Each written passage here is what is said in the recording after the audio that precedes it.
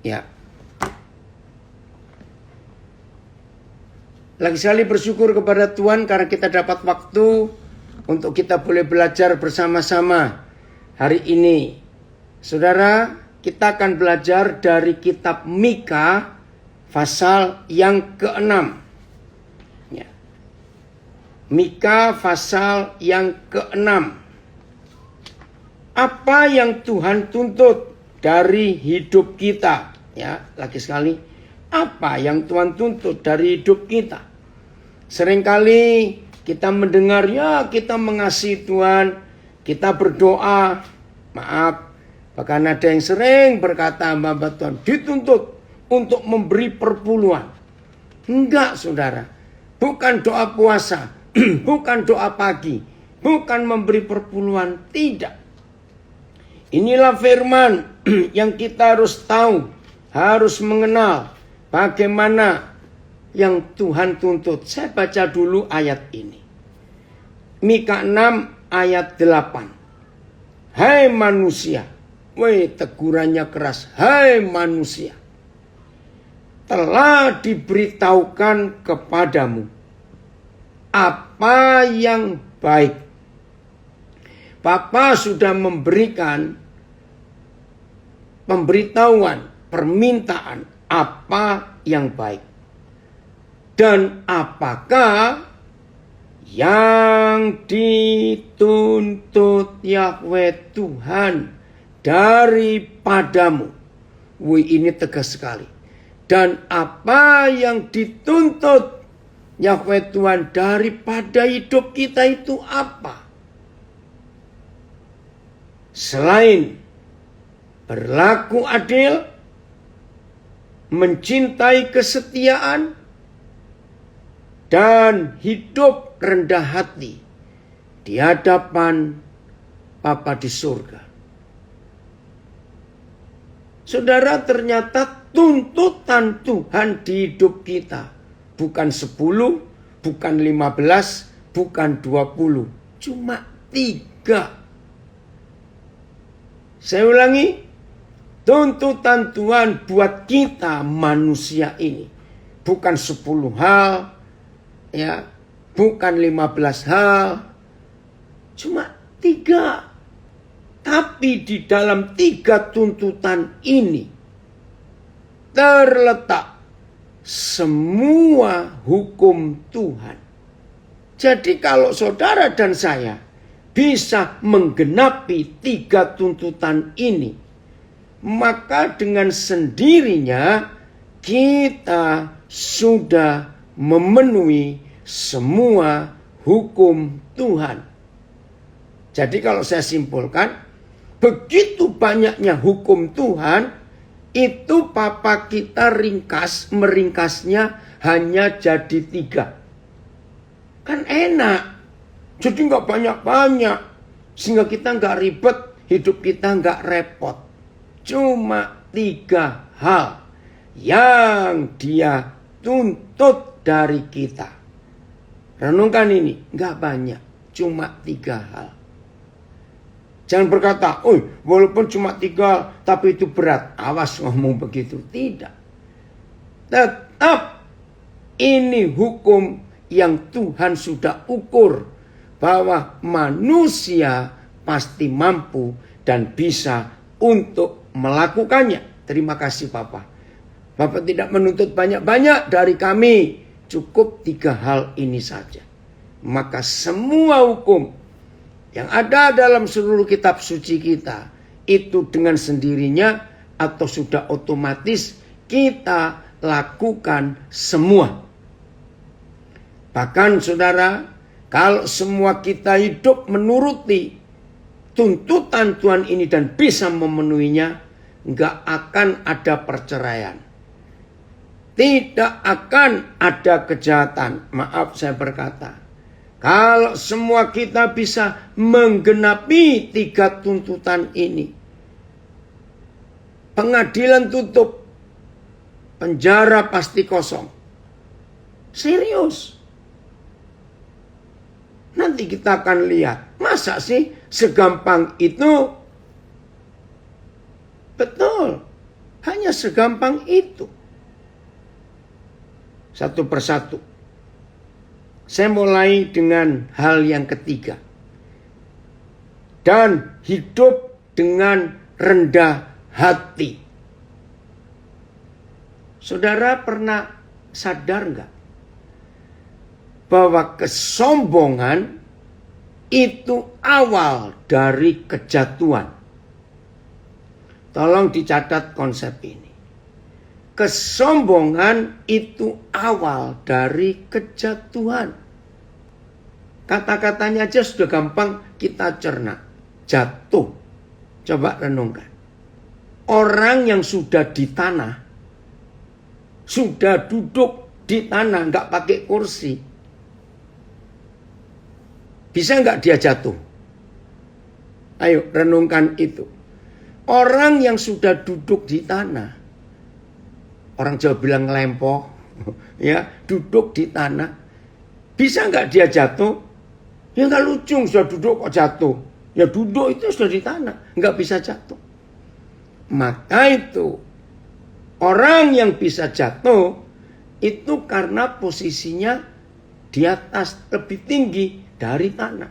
Nah, lebih tinggi itulah kesombongan. Maka orang itu pasti jatuh. Jadi betul firman Tuhan ini. Dan kitab Yakobus 4 menulis, rendahkanlah dirimu di hadapan Tuhan. Tunduklah kepada Tuhan. Taruhkan hidupmu di bawah kekuasaan yang maha kuasa. Lawanlah iblis, maka iblis lari daripadamu. Jadi menurut Yakobus 4 ayat 7 itu, ternyata iblis itu hanya bisa diusir oleh orang yang rendah hati. Betul, ayat 7 Yakobus 4. Oh, tidak ada yang nayangkan Alkitab ini ya. Yakobus 4 ayat 7. Karena itu tunduklah kepada Tuhan. Tunduk, submit, menghamba, merendahkan hati, merendahkan diri. Dan lawanlah iblis, maka ia akan lari daripadamu. Wih, ngeri sekali. Ya, gampang untuk melawan, mengalahkan si iblis. Cukup tunduk, cukup rendah hati di hadapan Tuhan. Saudara, dari berapa kasus pembunuhan, ya, berapa kasus pembunuhan yang terakhir di Tangerang, orang sudah tua, suami istri, suaminya orang Jerman, istrinya orang Indonesia, panggil orang untuk renovasi rumah. Nah, kata si pembunuh, dia tersinggung karena mereka ngomongnya kasar. Nah, itu kan gara-gara tidak rendah hati. Maka itu jadi pembunuh, tersinggung. Jadi mulai hari ini saudara, rendah hati itu mutlak. Rendah hati itu tidak bisa ditawar lagi. Maka itu kalau setan-setan melihat bahwa kita itu memang rendah hati, maka setan tidak bisa menjangkau kita. Berapa hari yang lalu kita belajar, kalau nggak salah malam itu ya, jadi saudara di LP nggak ada yang ikut. Saya pernah mendapat pernyataan bahwa setan itu nggak bisa jongkok. Masih ingat itu? Bukan karena dia rematik nggak bisa jongkok, bukan. Setan itu tidak bisa merendahkan hati, nggak bisa. Selalu mau angkuh, hebat, sombong. Nah, itu setan. Nah, kalau setan melihat kita ada di tanah, betul-betul rendah hati, maka setan itu nggak bisa ngambil kita. Karena mereka nggak bisa jongkok, maunya tinggi terus. Keren ya istilah itu. Saya bersyukur Papa memberi saya istilah setan itu nggak bisa jongkok. Maaf, jangan tersinggung. Berarti kalau ada manusia bisa begitu dekat dengan setan, bisa menjadi sahabatnya setan? Jawabannya, ya karena orang itu sombong. Berdiri sejajar dengan setan, maka itu jadi temannya, bisa dirangkul. Betul enggak? Tapi kalau kita merendahkan hati, setan enggak bisa meraih kita. Wih, terima kasih Bapak untuk konsep yang luar biasa ini. Kalau kita rendah hati, suami istri enggak mungkin bertengkar. Coba renungkan. Kenapa suami istri bisa bertengkar? Karena ada yang merasa benar, yang satu merasa sombong, lalu nyalakan yang lain. Kalau kita dua-dua rendah hati di dalam rumah, dalam hidup berkeluarga, nggak ada pertengkaran. Wih, konsep rendah hati ini luar biasa. Maka itu mulai hari ini jangan seorang pun di antara kita yang berkata sulit. Nggak bisa. Bisa. Gampang sekali. Coba renungkan ini. Rendah hati itu selalu menyadari, saya ulangi, datangnya rendah hati itu karena kita selalu menyadari bahwa aku ini nol. Aku ini nggak punya apa-apa, aku ini nggak bisa apa-apa. Kalau bukan karena Tuhanku. Coba catat. Jadi setiap kali kita bisa sadar, setiap kali kita bisa mengerti, aku ini nggak punya apa-apa, aku ini nggak bisa apa-apa, kalau bukan karena Tuhan. Nah, begitu kita tidak bisa apa-apa dan gak punya apa-apa kecuali karena Tuhan, pasti kita ini dengan sendirinya bisa rendah hati. Memang gak punya apa-apa. Inilah kebenaran yang luar biasa. Puji Tuhan dari Nabire, dari Bali, dari Biak, puji Tuhan mengikuti untuk kita belajar firman Tuhan ini. Kita lihat ayat ini. Filipi 2. Ya, Filipi pasal 2. Tuhan Yesus itu kan Tuhan, tapi bisa membuat dirinya gak punya apa-apa dan gak bisa apa-apa. Wih, hebat sekali. Ya, Tuhan Yesus itu Tuhan. Tetapi dia membuat dirinya nggak punya apa-apa dan nggak bisa apa-apa. Wih, ini luar biasa. Filipi 2, saudara, perhatikan itu. Nah, kalau seorang Tuhan, seorang loh ya, saya berkata, bisa mengenolkan dirinya. Ayo, mana lebih susah? Mana lebih susah? Kita yang memang dari asalnya nggak punya apa-apa, dengan dia yang memang apa-apa. Oh, terima kasih. Siapa ini yang, oh, Kristo, terima kasih. Kamu yang ya. Ayat yang ke-6. Mulai 6. Nah, seharusnya kita harus tahu konsep ini. Amsal 18. Tinggi hati mendahului kehancuran, tetapi kerendahan hati mendahului kehormatan. Setuju. Salam dari Fak-Fak juga hadir. Nah, ayat 6 lihat. Gini, saya ngajak saudara berpikir. Antara Tuhan Yesus dengan kita. Coba ya, dengarkan pertanyaan ini. Antara Tuhan Yesus dengan kita. Yang lebih mudah untuk mengosongkan diri, membuat diri nggak punya apa-apa, sadar dan nggak bisa apa-apa. Antara Tuhan Yesus dengan kita. Siapa yang lebih mudah untuk menyadari bahwa hidup ini nggak punya apa-apa, nggak bisa apa-apa? Tolong jawab dulu. Yesus atau kita yang lebih mudah? Jawabannya, ya kita dong. Memang kita nggak punya apa-apa. Tuhan Yesus susah untuk mengenolkan dirinya, itu susah. Karena memang dia itu apa-apa. Wih, Tuhan kok. Tapi lihat. Yang walaupun dalam rupa Tuhan, dia itu kan memang Tuhan.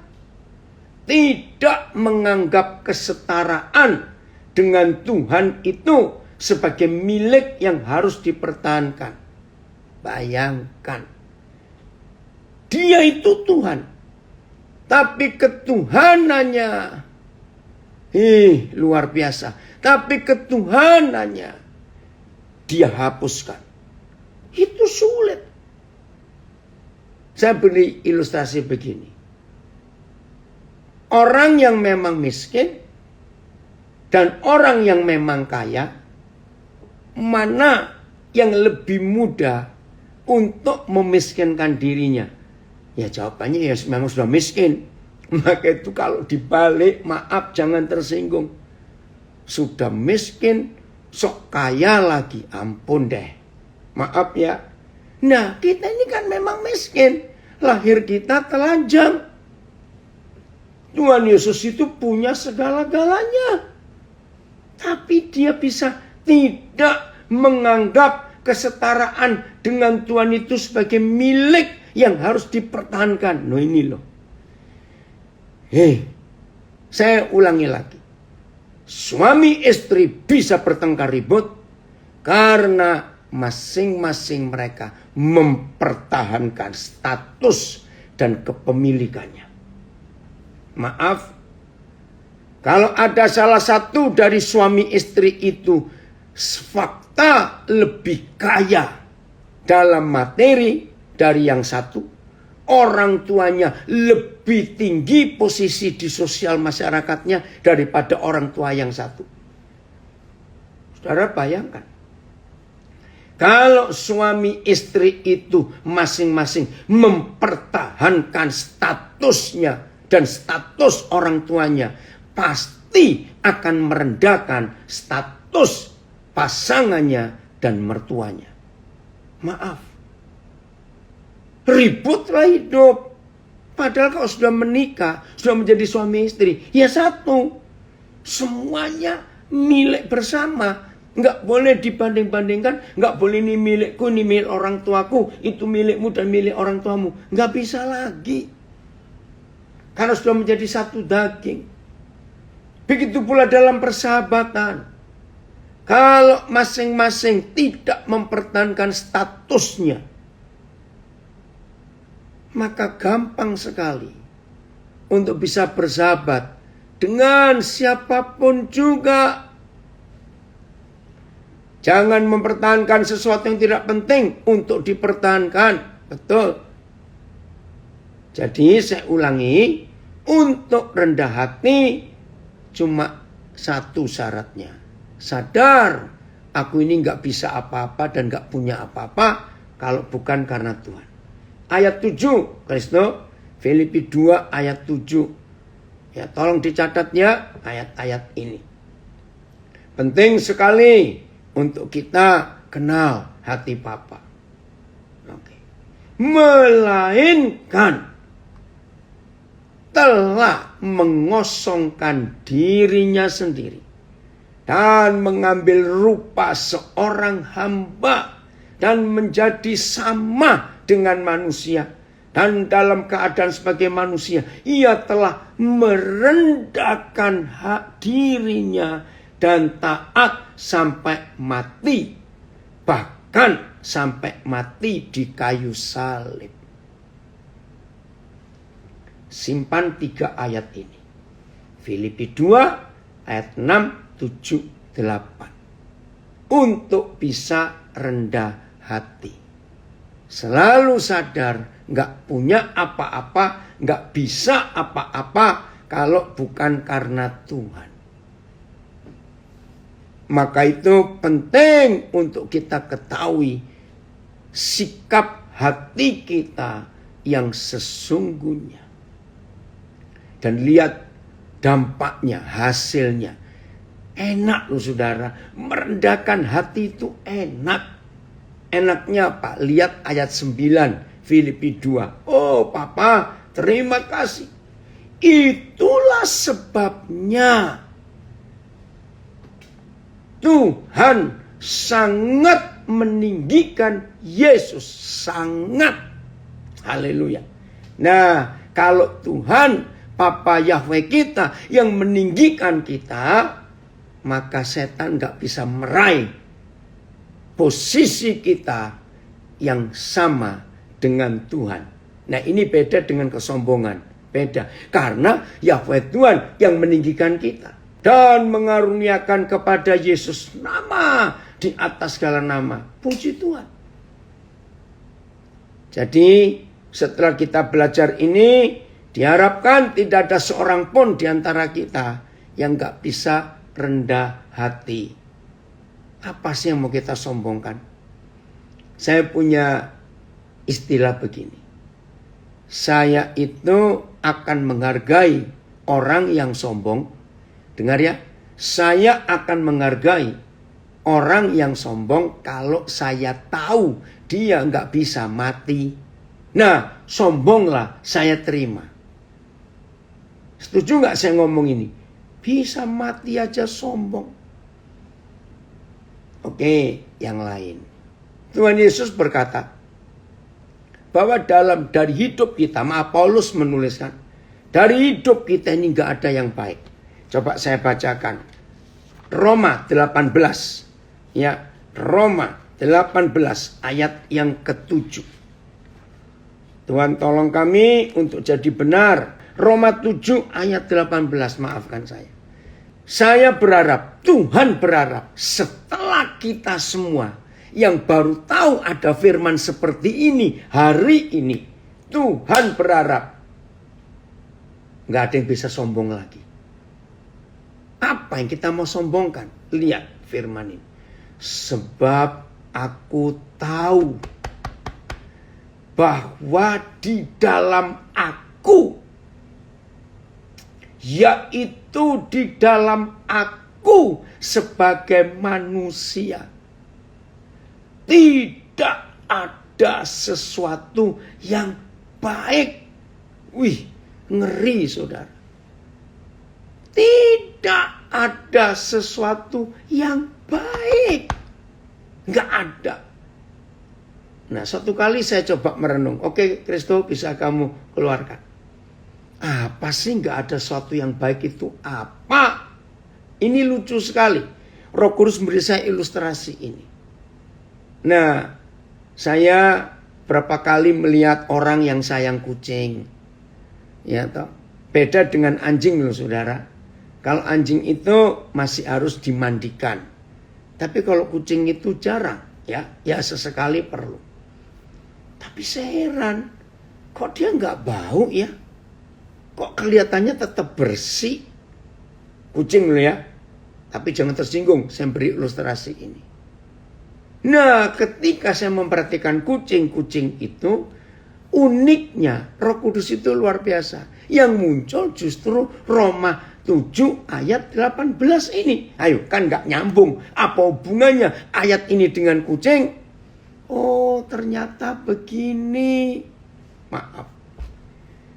Saudara, jangan merasa geli atau tersinggung. Di dalam hidup kita, dalam tubuh kita ini, ada nggak tahu berapa puluh juta pori-pori. Tahu kata pori-pori? Ya, untuk kulit ini bisa bernafas dari ujung kepala kita terus sampai ke kaki kita. Itu berapa miliar mungkin pori-pori yang mata kita nggak lihat. Jawab. Apa yang selalu keluar dari pori-pori tubuh kita? Ngerti pertanyaan ini?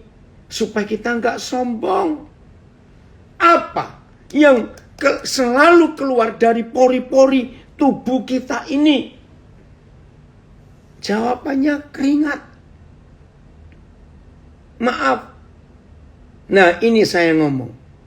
Saya akan menghormati orang itu, silakan sombong kalau keringatnya wangi. Maaf saya berkata. Loh, betul nggak? Wih, kalau sampai ada orang keringatnya wangi, sekarang harus menjauh loh. Itu pasti bukan orang itu. Maaf.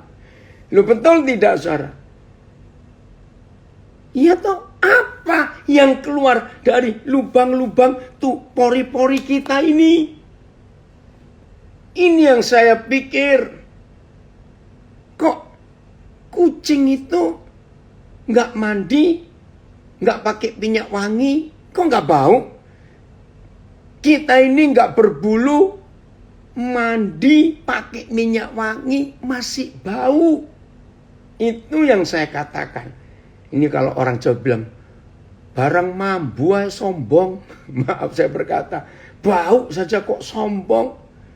Betul? Nah sekarang lubang-lubang yang besar-besar daripada pori-pori. Maaf saya ngomongnya bukan ngomong jorok. Mulai dari lubang mata, lubang telinga, lubang hidung, lubang mulut, dan lubang-lubang yang lain dari tubuh kita. Sekali lagi saya tanya, keluar apa itu? Coba itu keluar duit, enak hidup ini. Saudara mikir. Dari semua lubang tubuh kita nggak ada yang bersih. Semuanya jorok, kotor, menjijikkan. Itu arti Roma 7 ayat 18. Sebab aku sadar, aku tahu, aku mengerti bahwa di dalam aku, yaitu di dalam aku sebagai manusia tidak ada sesuatu yang baik. Masih mau sombong? Terserah saudara. Maaf saya berkata. Apa yang kita mau sombongkan? Posisi kedudukan nggak akan kekal. Karena ada masanya untuk jabatan berhenti. Jelas ya? Sadar hidup ini bau. Jangan sombong. Kembali ke Mika. Hal kedua, kita akan melihat hal kedua. Bagaimana Tuhan menghendaki supaya kita jadi orang benar yang berkenan kepada Dia. Mika 6 ayat 8. Yang dituntut Tuhan setelah rendah hati adalah mencintai kesetiaan. Terima kasih Bapak. Jadi Bapak itu nggak nuntut macam-macam. Cuma 3 tuntutannya. Yang kedua, mencintai kesetiaan. Apa sih kata lain kesetiaan? Banyak kalimat-kalimat yang kita bisa pakai. Di antaranya, tetap satu. Nggak punya pilihan lain, tetap satu. Itu setia. Ya, nggak ada pilihan lain, tetap satu. Maka itu saya katakan tadi. Di dalam 3 tuntutan ini terletak seluruh hukum Tuhan. Jadi kalau tadi rendah hati, nggak ada pembunuhan, nggak ada orang tersinggung, rendah hati kok, ya nggak ada orang-orang yang begini begitu, tidak, rendah hati, setia. Nah ini dia, suami istri dikatakan setia. Karena memang gak ada pilihan lain dalam hidupnya. Ya cuma satu itu saja. Nah yang luar biasa saudara. Ini sulit dimengerti. Ternyata Tuhan kita itu setia. Saya ulangi lagi. Tuhan kita itu setia. Nah untuk belajar setia. Jangan belajar dari siapa-siapa. Belajarlah dari yang setia. Kita lihat 2 Timotius 2 ayat 13. 2 Timotius 2 ayat 13. 2 Timotius 2 ayat 13. Baik. Jika kita tidak setia, kita lo nggak setia kepada Tuhan. Ini yang saya bingung. Kok bisa Tuhan seperti itu? Jika kita tidak setia, Dia tetap setia. Karena Dia tidak dapat menyangkal dirinya. Luar biasa. Dia tetap setia walaupun kita tidak setia. Nah ini loh yang kita harus belajar tentang kesetiaan. Jadi walaupun kita itu berkhianat kepada Tuhan Yesus, Dia tetap setia. Karena dia nggak bisa menyangkal dirinya. Dalam hal apa dia nggak bisa menyangkal dirinya? Nanti kita lihat. Maka itu ketika ada yang berkhianat di antara kita, belajarlah untuk menjadi seperti Tuhan Yesus. Walaupun dikhianati, tetap setia. Jangan berkata sulit, jangan. Lihat hidup Tuhan Yesus dengan Yudas. Awas, jangan ada yang berkata, itu kan Tuhan Yesus, aku kan bukan. Awas ada yang ngomong seperti itu ya. Semua kita harus menjadi seperti Yesus. Dia dikhianati, Yudas contohnya. Sejak awal dia tahu. Tapi Yudas selalu diberi kesempatan. Cuman yang lain. BM ya, 2 Timotius 2:13. Jika kita tidak setia, dia tetap setia karena dia tidak dapat bertentangan dengan dirinya sendiri. Nah itu tulisannya nggak dapat menyangkal dirinya. Terima kasih. Dia karena dia tidak dapat bertentangan dengan dirinya sendiri. Nanti kita akan lihat itu. Jadi sejak awal Tuhan Yesus sudah tahu Yudas ini pengkhianat. Sudah pengkhianat mata duitan lagi. Ayo lengkap sudah. Saudara, tapi dia tetap setia. Ini yang luar biasa. Saya mau buktikan satu ayat lagi. Matius 28. Nah itu detik-detik terakhir pas Tuhan Yesus mau naik ke surga. Bayangkan detik-detik terakhir Tuhan Yesus mau naik ke surga. Matius 28. Ya ampun saudara, ternyata mereka begini kelakuannya. Oh ampuni Tuhan.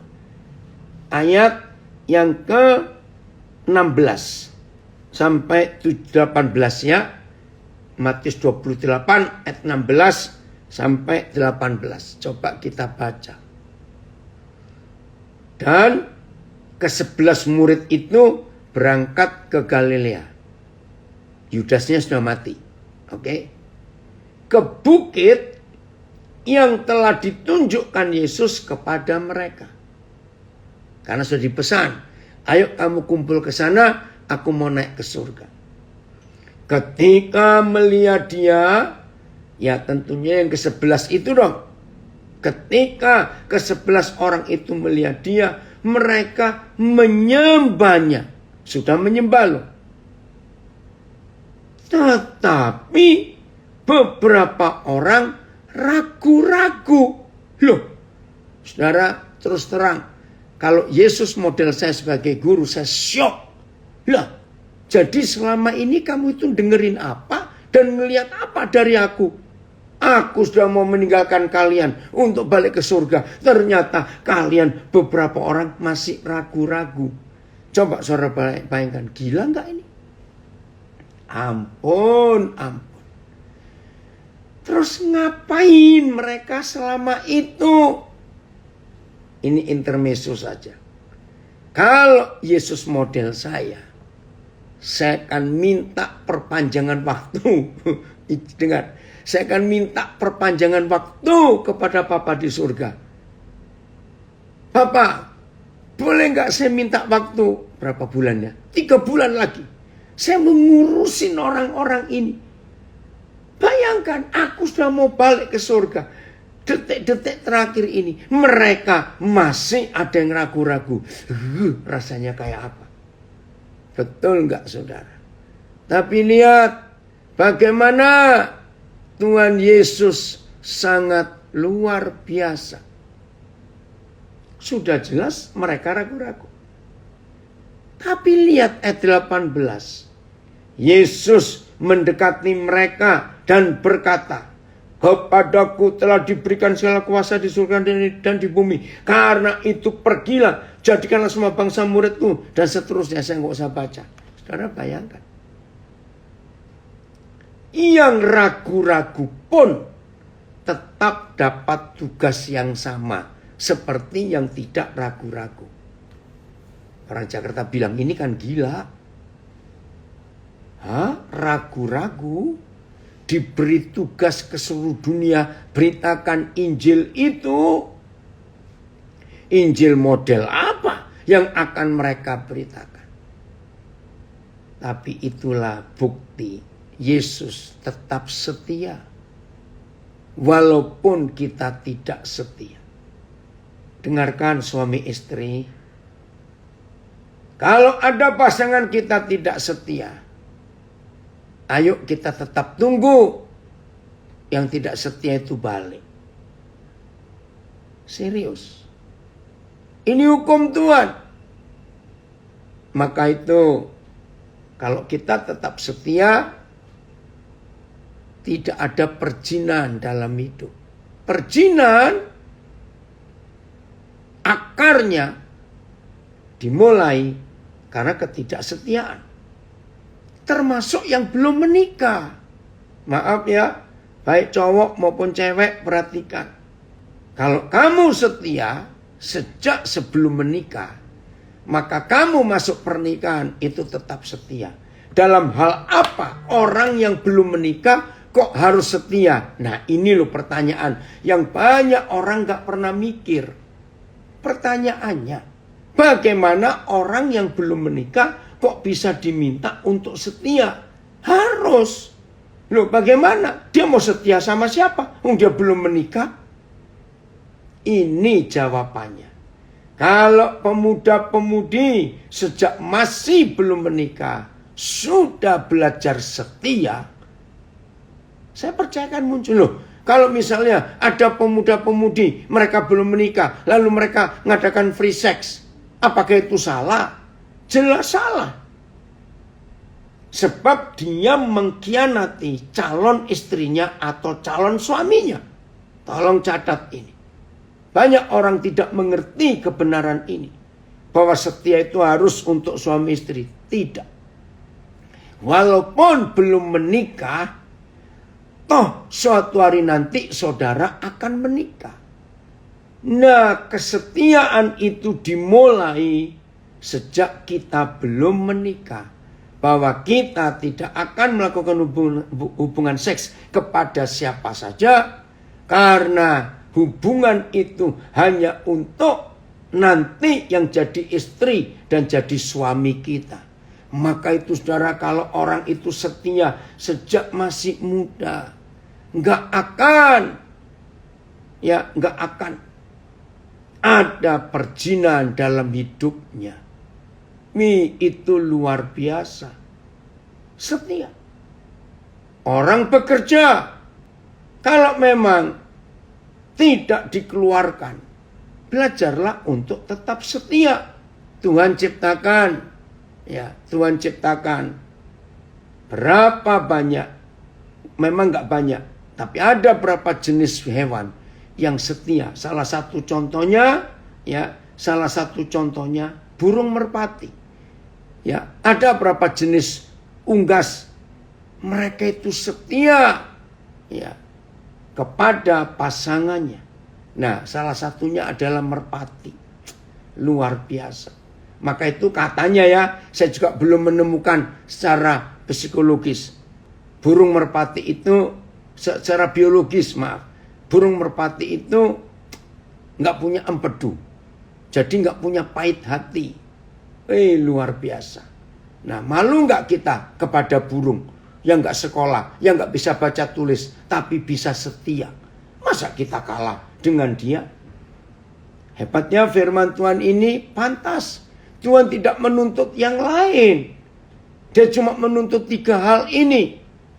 Mika 6 ayat 8 itu luar biasa. Hai manusia, telah diberitahukan kepadamu apa yang baik dan apakah yang dituntut Yahweh daripadamu. 1. Selain berlaku adil. 2. Mencintai kesetiaan. 3. Hidup dengan rendah hati di hadapan Tuhan. Maka kalau 3 tuntutan Tuhan ini kita bisa penuhi, gak ada kejahatan di bumi.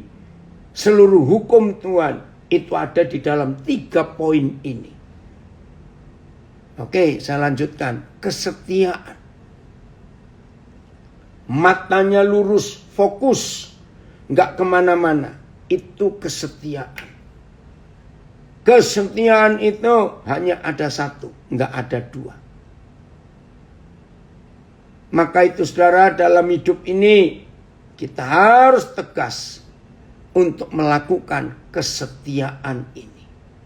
1, terhadap Tuhan. 2, terhadap pasangan kita. 3, terhadap kehidupan kita. Untuk tidak pelin-pelan, ya, setia dan setia. Maka kalau kesetiaan itu ada dalam hidup kita, saudara, sungguh hal-hal yang menyenangkan, hal-hal yang indah, hal-hal yang memuliakan Tuhan akan nyata di hidup kita. Karena kita mau menggenapi apa yang Tuhan sedang percayakan kepada kita. Maka kalau itu, ini luar biasa. Hidup Tuhan akan nyata di hidup kita. Dan kalau hidup Tuhan nyata di hidup kita, maka hidup itu akan dilihat oleh banyak orang. Indah enggak kalau begitu keadaannya? Itu menyenangkan sekali. Maka itu ayo kita tunjukkan kesetiaan kita. Supaya orang-orang memuliakan Tuhan lewat hidup kita. Saudara, ada kisah nyata. Ya, dari Rantepao. Nah, ini kalau dari Makale pasti akan tahu. Orang Toraja pasti tahu. Orang Sulawesi Selatan kebanyakan. Ada hotel namanya Hotel Misiliana di Toraja. Nah, saya kenal baik pemiliknya. Nah, pemiliknya adalah seorang pensiunan Auri, Bapak almarhum Tangke Salu. Waktu dia masih muda, jadi tahun 50-an awal, dia kerja di sebuah toko. Tahun itu ya masih belum sampai sekarang tahun 50-an. Di toko orang Tionghoa di Rantepao. Nah, rupanya Pak Tangke Salu ini ya masih muda, nggak tahu kebenaran. Dia suka mencuri uang penjualan toko itu. Nah, setelah dia lulus SMA, dia bisa masuk Auri. Terus Tuhan berkati hidupnya. Dia bisa sukses sampai bisa punya hotel itu.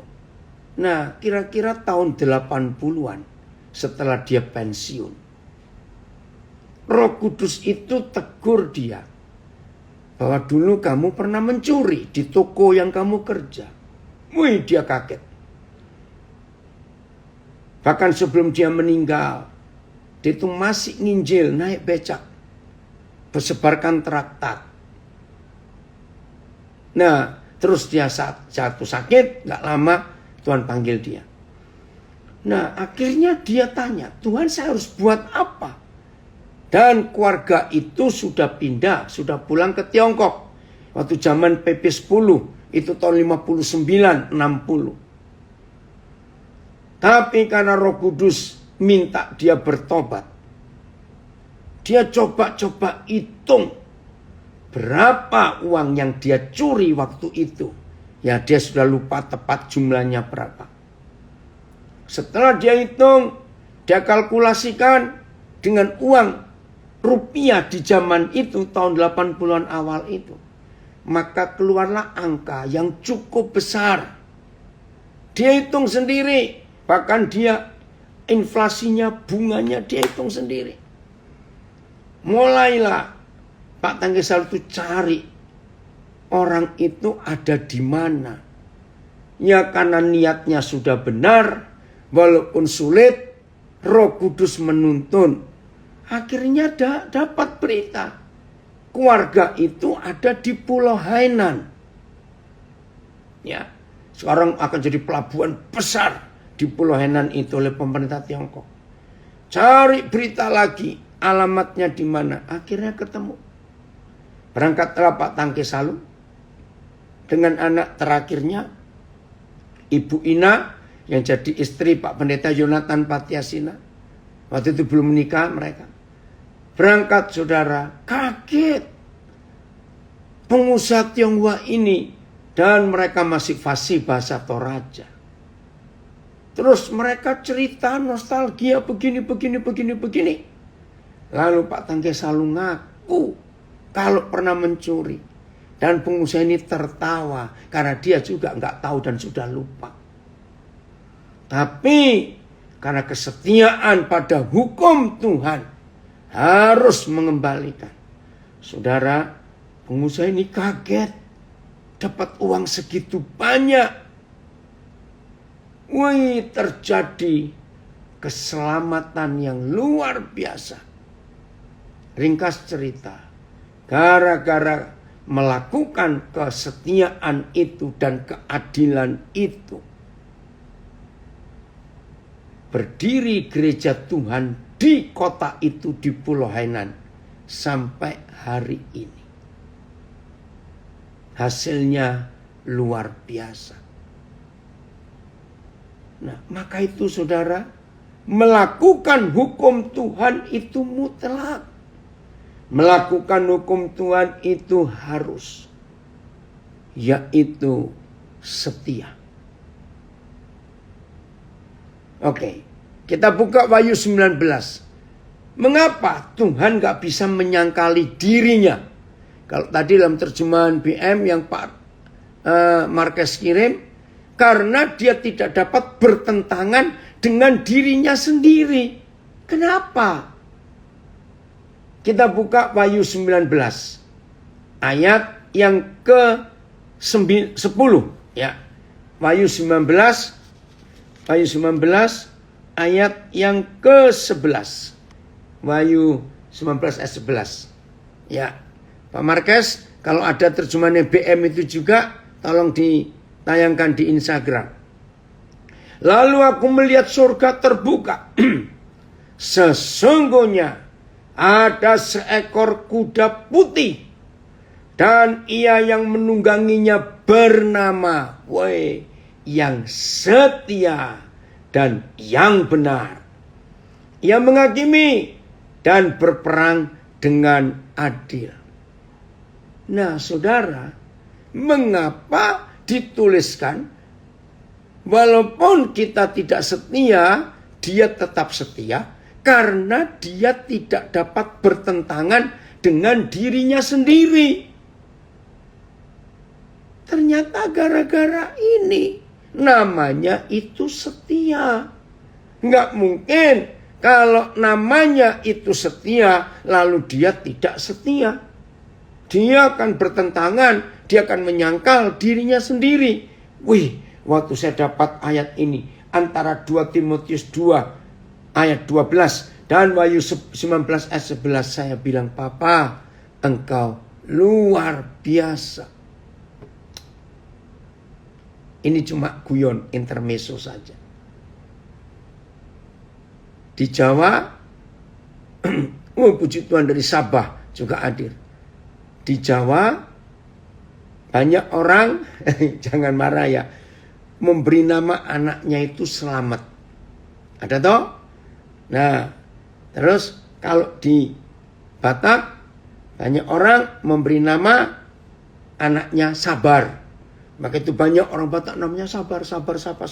Maaf, ini cuma intermezzo saja.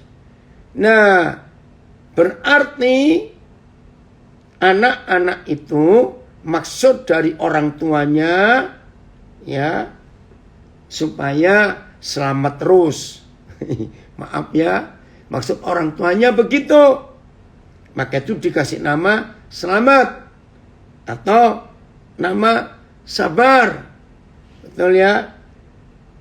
Nah, saudara, kalau kita mau hidup betul-betul ya di dalam jalan Tuhan, maka nama itu akan ngikut kita. Betul tidak? Nama itu pasti akan jadi fakta di hidup kita kalau kita mentaati betul-betul. Nah, ini guyon saja. Tapi belum tentu loh. Yang namanya selamat itu selamat terus.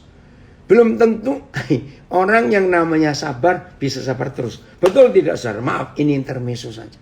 Tapi tidak begitu dengan Tuhan Yesus. Namanya setia. Dia akan tetap setia sampai kapanpun juga. Dia tetap setia. Wih, ini luar biasa, saudara. Kalau kita mau hidup sungguh-sungguh mentaati firman Tuhan. Sudah 2 yang kita pelajari. Yang terakhir, kembali ke Mika 6 ayat yang ke-8. Mika 6 ayat yang ke-8. Kita akan melihat kebenaran ini. Nah, yang pertama yang Tuhan minta jelas sekali. Nah, hai manusia, telah diberitahukan kepadamu ya, apa yang baik dan apa yang dituntut oleh Tuhan. 1. Selain berlaku adil. 2. Mencintai kesetiaan. 3. Dan hidup dengan rendah hati di hadapan Tuhanmu. Ya udah, Papa nggak minta banyak-banyak, cuma minta 3 hal itu saja. Terima kasih Papa, Engkau sungguh baik dalam hidup ini. Adil, menyatakan keadilan buat semua orang yang diperlakukan tidak adil dalam hidup kita. Nah, saudara, untuk melakukan keadilan, maka tidak boleh pelit dan tidak boleh egois. Saya langsung berkata lagi. Orang yang pelit dan orang yang egois tidak akan mampu melakukan keadilan. Arti kata keadilan, ya, itu artinya mau berbagi. Maka itu kata keadilan, itu pasti ada kata menyamaratakan. Menyatakan keadilan, artinya nggak boleh berat sebelah. Kapan seorang ayah itu dikatakan tidak adil kepada anak-anaknya, pasti ketika seorang ayah itu pilih kasih. Kenapa pilih kasih? Karena ada yang dikasih ada seorang atau lebih anak-anak yang lebih dikasih daripada anak yang lain. Nah, itu tidak adil, tidak merata. Maka itu orang egois dan orang pelit tidak bisa menyatakan keadilan. Sebab orang egois dan orang pelit hanya adil buat dirinya sendiri. Nah, itu enggak wajar. Mana bisa adil buat diri sendiri? Enggak bisa. Izinkan saya mengatakan kalimat ini.